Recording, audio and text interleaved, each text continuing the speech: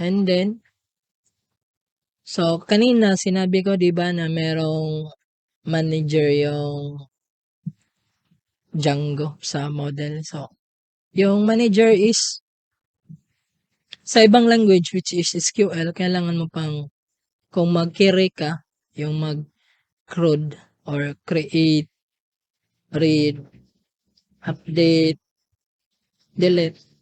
So, sa mga ibang language, kailangan ka pang mag-type ng kung create, kailangan ka pang mag-type ng insert data, insert from, insert into table, and then ano yung table, tapos ayun ano yung mga values. Pero dito since nasa Django tayo, pinapa-easy ni Django yung buhay natin. So meron siyang model manager. So hindi na natin kailangan mag-type ng mga ganun na mga commands. So sa Django kailangan lang natin mag-type ng, let's say dito, post. So, para magkuha ng lahat ng post, kailangan ko lang mag-type ng post.objects.all. So, this will get all the post from this model. So, lahat ng data na post, kukunin niya lahat. Tapos, next is yung pagkuha ng isa. So, post.objects.get. So, let's say I want to get the first item. So, I could say ID is equal to 1. So, pwedeng makuha yung merong ID na 1. Tapos, meron ding filter. So, if post objects that filter. Just like sa feature natin, this is a boolean field. So, kung magta-type ako ng post objects that filter feature is equal to true, ganyan. So, lahat ng data na post na yung feature niya is true, so yun lang kukunin na data. At saka meron ding shell. Meron ding shell yung ating Django app. So, activate muna natin yung Django natin sa post Python. Activate natin yung shell, manage.py shell. And then, import natin yung model. So, from servicio.models, import. Ano ba yung model natin ang gamitin? So, post. And then, so, maglalagay tayo ng post.objects.all. So, yan. Type natin. So, key reset is empty. So, walang data. So, what if maglalagay tayo ng data, right? Let's say, Viviantech. So, Viviantech is nag-offer siya ng computer repair. So, title. So, post.objects.create. Tapos, maglalagay ako ng title is equal to string. Ano yung string natin is title, computer repair expert. Lagyan natin ng expert. Okay. Or I do computer repair, no? So, I do computer repair. Okay. I do computer repair. Okay. And then, yung next field is description.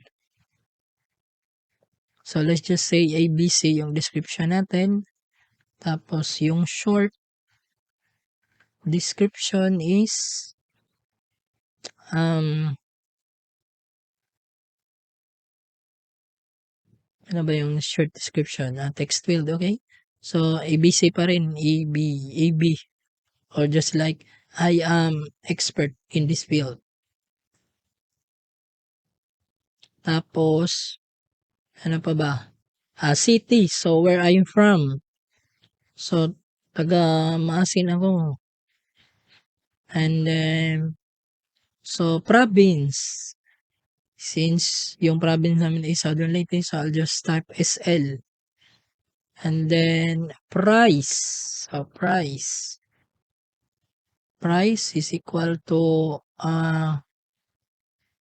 let's just say 500. So starting 500 natin yan.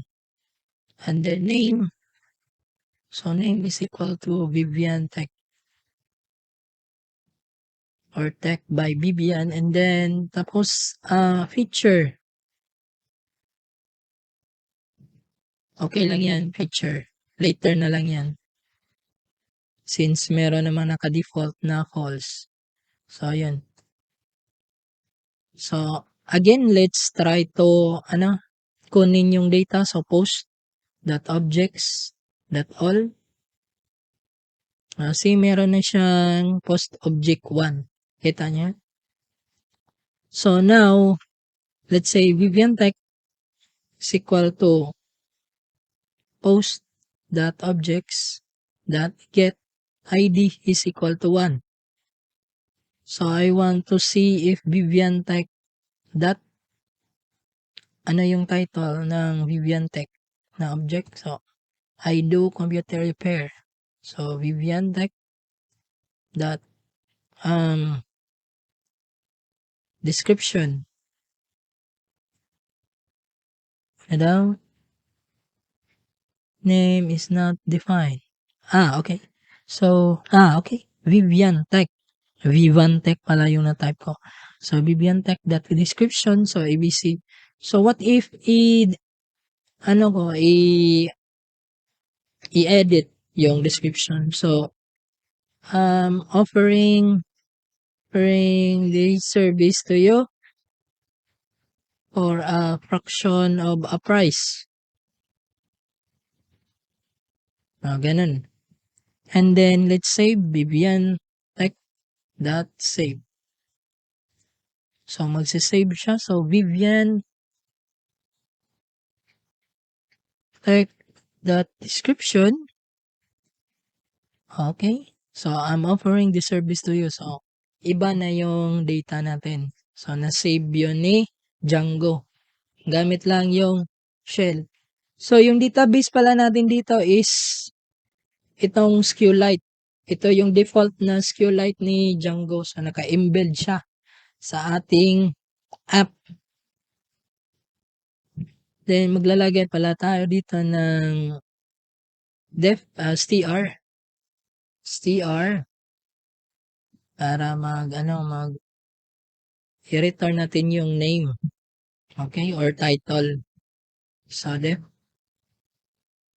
str self. Tapos, lagyan natin ng F or formatted string. Self.name. Ano ba yung offer natin? Title. So, title.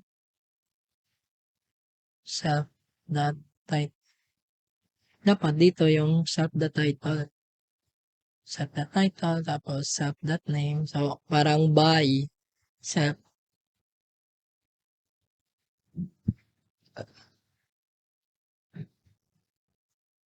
Okay? So, yan. Ano pa bang kulang?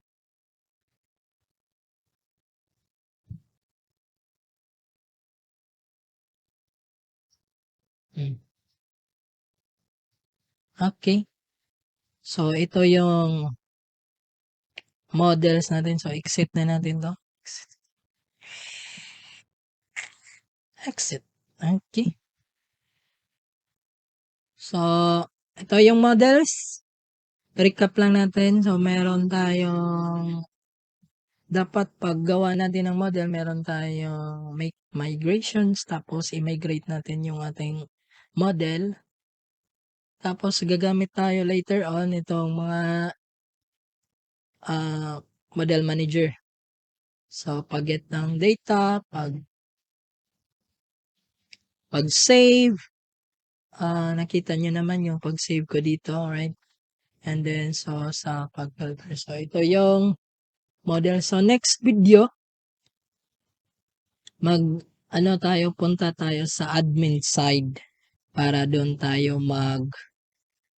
mag-input ng data, ng ibang data. Tapos,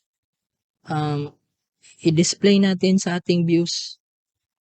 Display natin sa ating views. Okay? Okay.